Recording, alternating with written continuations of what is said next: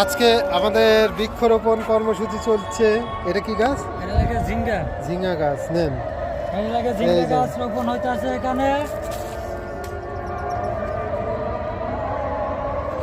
আর আমাদের দাদাই উদ্যোগ নিছে।